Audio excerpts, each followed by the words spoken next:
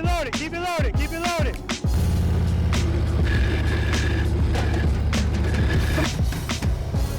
Better nice, I'm looking at the camera.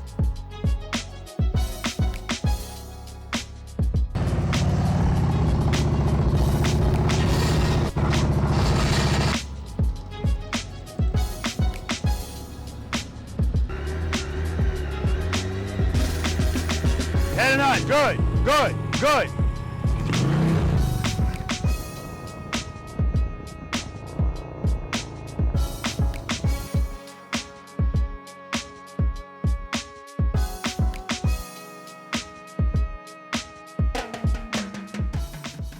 Step number 3. Preload the throttle and keep it loaded. And keep it loaded. Do you know what preload is? Yeah. What is it? Twist Twist the the throttle. throttle. Good. No clutch. Preload is just the throttle. Because we're doing 3 before, we preloading the throttle before we even get to the clutch. That's why it's called preload. We're doing it prior to. And the reason we preload the throttle is, what's going to happen if I open up my clutch from a standstill with no throttle? Stall. So just so we understand what the hell's going on here, let's see. Harley, Indian, Honda. Honda? Okay, good. I know for a fact that the Harleys and the Hondas, not the Harleys, Harleys and the Indians don't idle smoothly. They idle like, Harleys more so. And those might do as well, but sometimes some of the Hondas, it's a smoother idle, right? But the point is, it's even more important to preload on these bikes. Yeah, it'll stall on all of them, but these bikes, when we start doing slow speed maneuvers, that's why the and keep it loaded is so important, because I don't need that throttle. I don't need my idle going up and down while I'm trying to do something in the friction zone. I want it to be steady. So I have to preload the throttle just to make that steady, and my goal is to keep it there. So today I want you to listen to your engine. Now I know I have learned, especially in my private lessons, that when I tell people preload, they go, there you go, Rob. Give me some more.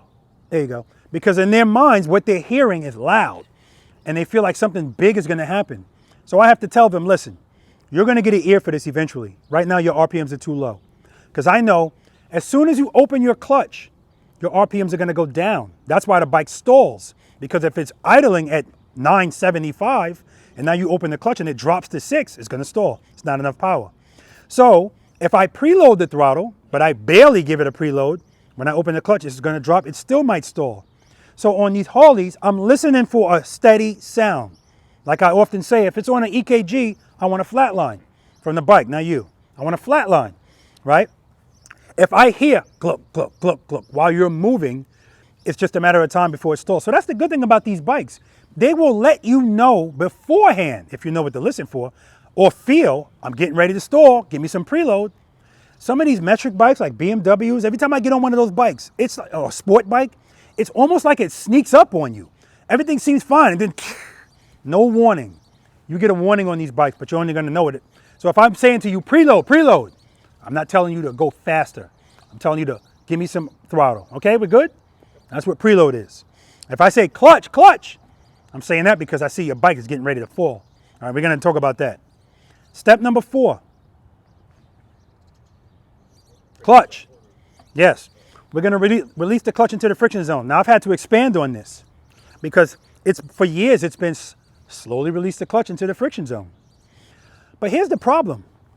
People hate riding these motorcycles slowly because at 1 to 10 miles per hour, it always wants to fall, right? Always wants to fall. And so here's Robert telling me, okay, like from a start, slowly release the clutch. When does a motorcycle when is it going its slowest? At the beginning of a start and the very end of a stop. That's when it's going its slowest. So that's when it wants to fall the most. And that's why motorcycle riders, when they start, you see 2 feet out till the bike picks up speed. And at the end of the stop, you see, now as a matter of fact, I need to start recording you guys when you roll in here so you can see these stops. They're terrible, right? But that's good. That's why we're here. Because it's the one time when you just don't like this bike. It's the one time when you feel like the bike's too heavy, right? It's when you have to stop it. But that's only because you're stopping it wrong. You're trying to use your feet instead of using the bike. And we're going to talk about that today. Okay? All right. So I know I say open the clutch up slowly, but now we're going to use those stages. I want you to open the clutch up to stage 1, really, because that's probably all you need, but probably not. If 1 is not sufficient, then you're going to have to go to 2. Sometimes you start at 2. It all depends on the situation. Who saw the video I did where I'm pulling out of my garage and then I pull between my 2 cars and my clutch lever gets pulled in by my truck rear? You saw that? Saw that? Yeah. So in that video, when that happened and I had to stop because my clutch handle got pulled in, now I'm between my cars. So now clearly this is not the time when I start to move again for my handlebars to start doing this. So how do I get past that? I don't start at 1, I do 2 to 1. So if I say 2 to 1 to you, what am I telling you to do? More power initially and then go back into the friction zone at level 1. That's right, 2 to 1 with the friction zone. That's what I'm telling you to do.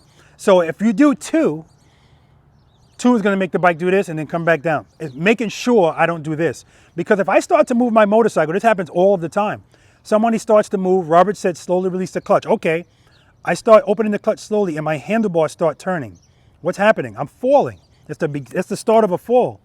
And if we recognize that's a fall, as soon as we feel it, if we correct it, that's the most it's going to do. If it starts to fall to the right, it's the most it's going to do. Usually it's going to start falling to the left. Why is that? Well, it's because our left foot is down. So we're talking about a motorcycle here. It's balanced on 2 wheels. Sometimes the balance works out. So sometimes you can come into a stop. You can come to a nice easy stop because the balance of the bike just happened to work out. But most of the times it's not going to work out because it's on 2 wheels. So as soon as you start going very slowly, you're going to feel falling. And sometimes right from the start, as soon as you pick up your foot, if you don't have enough power, the bike's going to start falling. Speaking of that, what keeps the motorcycle up at slow speeds? You, the rider. It's a good answer. I need more specificity though. Your balance overcoming gravity. Okay. Power. Power. Sufficient power to the rear wheel. Sufficient power to the rear wheel is what keeps this bike up. Sufficient power, not just power. Because again, like I said, if I give it power, which is stage 1, and it's starting to fall, if I don't give it more power, it's going to keep falling. So that stage 1 is not sufficient. Now keep this in mind. Stage 1 should be sufficient if I address it as soon as I feel it. So if I open up to stage 1 and I feel that, clutch, boom. But if I wait, the longer I wait, the more I'm going to have to open my hand. So all of the movements that we make today on our motorcycles should be very small. We don't have to do anything big. The only time we have to do something big is when we wait too late to do something. But again, even if we got to do it big, I'd rather you do that than put your foot down. Okay, so the last step before you move the bike is step number 5. As soon as the motorcycle starts to move, pick your left foot up, straight up, not like this. Just pick it straight up. We don't need it anymore, okay? We're good? All right, so I want to show you guys something just to get it out there. When you start your motorcycles today, before you move your bike, step number 4, I want you to bring the clutch right before the friction zone. So I don't want you to start from the grip today. If you're getting ready to move, I want you to open the clutch until you feel the bike start to move a little bit and then pull it right before that. So now, when you need power, boop, there it is. Instead of having to come from the grip, because that's what usually wastes time. If somebody feels their bike falling and they have the clutch to the grip, the time that it's taking them to open their hand, the bike is still falling. And so by the time they get to stage 1, now it's not sufficient because the bike is leaned over too much. And if they had the presence of mind to know falling equals clutch, in their mind, they're saying to themselves, it's not working. And that's when they put a foot down. Don't give up. Keep opening your hand. It'll pick up. Okay? All right. We said what keeps the bike up, slow speed, sufficient power. With sufficient power, what does it want to do, Rocco? Yeah, if it doesn't have sufficient power, it wants to fall. With sufficient power, what does it want to do? That's right. It wants to stand up and go straight. Right? So let's recap that. What keeps the bike up? Sufficient power. With that power, it wants to stand up and go straight. With insufficient power, it wants to fall. We good? Look how easy that is. But we got to get it into our brain to actually do it. So I'm going to get on this beautiful Road King. And I'm going to, in front of you guys, I'm going to go around in a circle, straight up. I'm not going to lean. I'm going to be in stage 2 of the friction zone. And I'm just going to go around in a circle, straight up. And then I'm going to go into a lean. If I want to lean, What do I have to add? You said clutch? Okay, good. That means speed, right? Yeah, good. But I'm not going to give myself speed with the clutch because stage 2 is going to be sufficient. I'm just going to come off the brake a little bit. That's going to give me the speed I need to lean. And I'm going to hold that there. Hold it. Hold it. If I need to make adjustments while I'm doing it, I will. But what I won't be doing is this to the brake. All right, we're going to talk about that. And then when I want to go back up straight to take speed away, pressure on the brake. I'm even going to bring the bike to a stop. I'm still going to be in stage 2. I'm never going to move my clutch. Then I'm going to come to a smooth stop in front of you. And when I put my foot down, that's when I'm going to pull a clutch in. All right. And I'm showing you all of this for a reason. It's going to be relevant all day today. And the reason I'm trying to show you is a lot of people are doing this with their clutch. I see it all the time.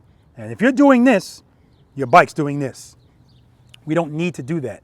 Again, if I'm going to do it without the brake, then I'm going to need to manipulate the clutch. But even then, the movements are so small. Even with small movements, I'll feel the bike doing this. But if I keep the clutch in stage 2 and just drag my rear brake, it smooths everything out. All right? All right. All right, so I get on the bike. Now, this ain't my motorcycle. So anybody's motorcycle out here, if I get on your motorcycle, first thing I'm doing, what's the first thing I'm going to do? What's most important to not, don't say start the bike. The bike's already running. What's the first thing I want to do? Figure out where the friction zone starts. Because like I said, that's the thing that differs between motorcycle to motorcycle, the distance between it. Once I find out where that is, I'm going to pull the clutch right before it. So now I'm good. Your motorcycle's only going to drop for 2 reasons out here today. If you pull a clutch in, which most people do because it's like, oh shoot, or if your preload's too low and it stalls. That's the only way it's going to drop. So if it drops there, I'm going to ask you, what happened? And that's what you're going to tell me. Some people say, I don't know what the hell happened. First gear, covering the rear brake, preload, clutch. All right, foot up. All right, I'm in stage 2 right now.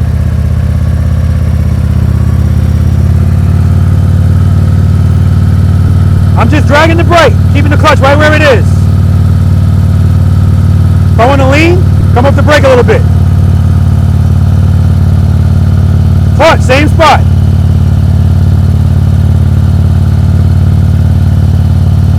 Give more pressure, more pressure. Bring me up. Clutch, same spot.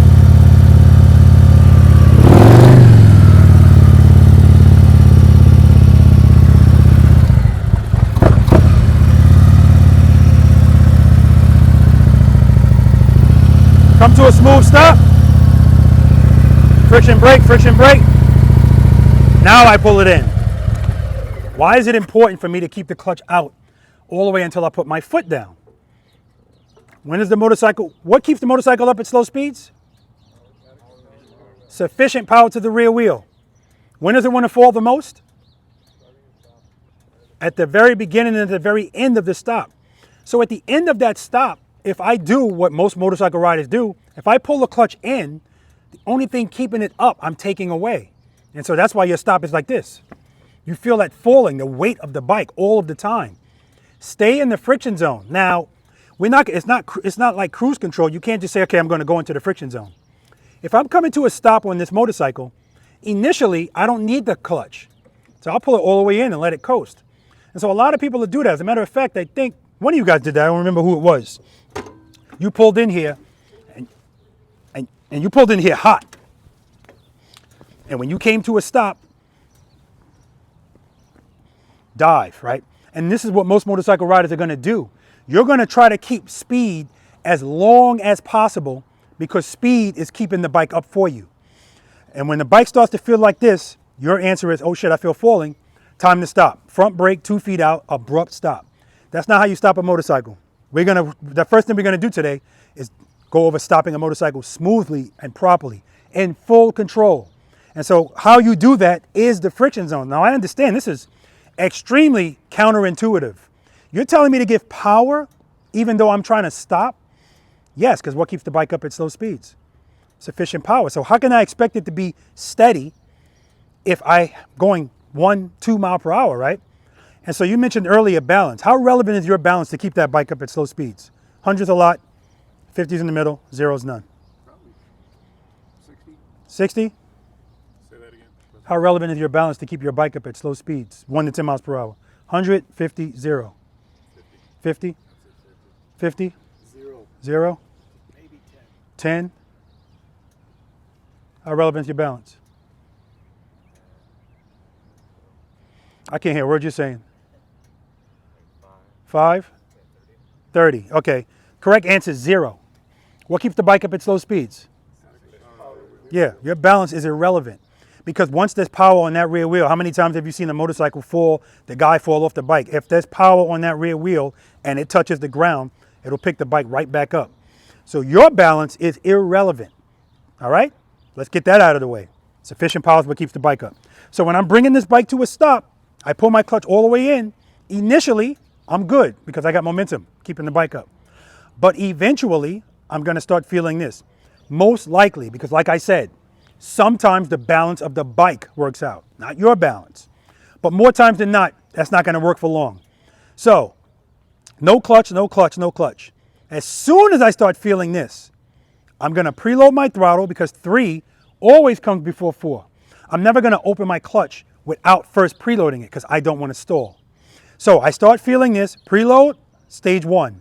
If I start feeling it, stage 1, boom, that fixes it. I'm still braking though, brake, brake, brake. But remember, the slower it goes, the more it wants to fall.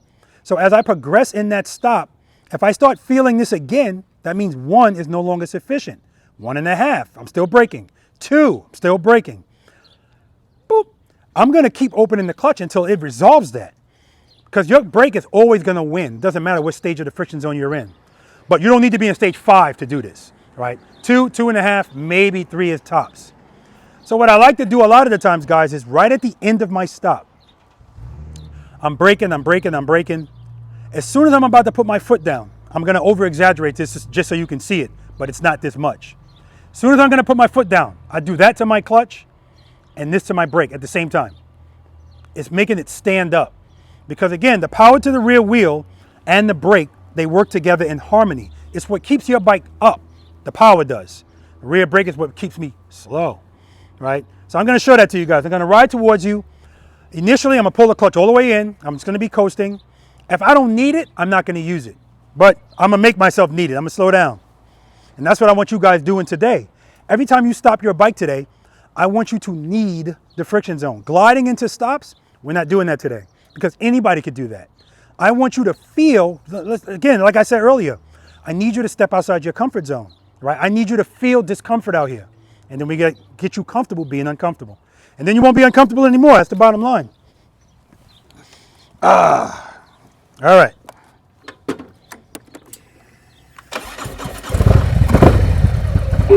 First gear, cover the rear brake.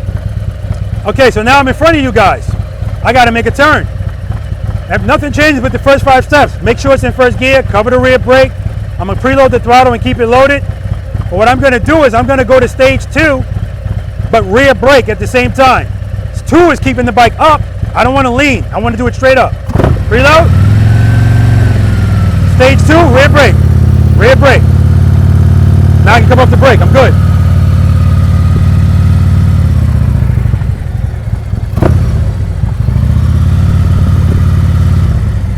All right, clutch in. Clutch in, no power. See my handlebars? Preload, clutch, brake, brake, brake, brake, brake, brake, brake, brake, brake, brake, brake, brake. Now I pull the clutch in. If I don't give it clutch, this is just gonna get worse the slower I go. And so that's why I see people stopping, riding 2 up. This is even more important because the more weight you have on the bike, the more you're gonna feel this. You give it clutch, you're probably gonna have to just give it more clutch. Who here rides 2 up? Yeah, so man, oh man, they're gonna appreciate that so much more when you're stopping and your foot's coming down like this. Ding! Somebody told me bumping helmets is normal. No, it ain't. She said, it's not, but there's so many things when it comes to motorcycles in this country, there's so many things that have been normalized, that it's looked at as being normal. And part of it is not knowing what the hell you're doing. So duck walking on a motorcycle is so common here that if you don't do it, it's like you're doing something that's extra, that's not necessary. Everything you guys are learning out here today and you're gonna take with you and keep doing is 100% necessary because these are the tools that actually prove you know how to operate this bike. Like a couple of you guys, when you came in here and you went to park, you almost dropped the bike. And that's because you're stopping with the handlebars turned. Can't do that, right? And especially if you're using the front brake. So again, in a situation like this, most of you guys, if you're in this situation and you need to move your bike, how many of you guys are going to back the bike up first? Yeah, most people. Or how many of you guys are just going to turn the handlebars and duck walk the bike? It's going to be one of the two. But what I showed you is, what am I doing? Motorcycle riders hate confined spaces. How ironic is that? That this is the best vehicle for confined spaces. That's why we use these motorcycles in Times Square on New Year's Eve. And the spaces that they carve out are only wide enough for a motorcycle, right? So I want you to embrace what your motorcycle can do and what you can do on it. And I want you to embrace the fact that people are going to look at you differently. Motorcycle riders are. Because people that don't ride motorcycles, they have no clue that you don't know what the hell you're doing. And that's talking about the people on the back. They assume you know. And so many people ride the same way, they're never going to look at you and say, what the hell are you doing? But it's like anything else. You don't know what you don't know. And once you become educated and your lens changes, you're probably already seeing it. How many people around you? God damn. Nobody knows what they're doing. That's why group rides are so scary to me, right? Because we don't want to go out there and just hope everything works out. We want to have a say-so on what happens. The problem is, if you go out and you go riding and nothing ever happens, as far as you're concerned, you're good. I don't need any help. I've been riding 30 years, never dropped my bike. Pfft. Anytime somebody says that to me, they're telling on themselves. It's impossible to actually learn how to ride one of these things properly and never drop it. Impossible. If you've never dropped it, you ain't trying to do anything. Slow. Because going fast, anybody could do that, right? All right. So like I told you before, when I'm going to make this turn, whether it's right or whether it's left, I'm going to preload the throttle. I'm going to open the clutch up to a stage 2. Why not 1? Because I just want to make sure I get this bike to stand straight up. But as soon as I go to move, I'm on the rear brake right away. And that's how I keep this bike slow and true. First gear, cover the rear brake. And because I'm so close to you, I want to turn the handlebars first. Nothing changes. Preload. As soon as it starts to move, foot up, rear brake. Rear brake. Rear brake. Rear brake. Clutch, same spot.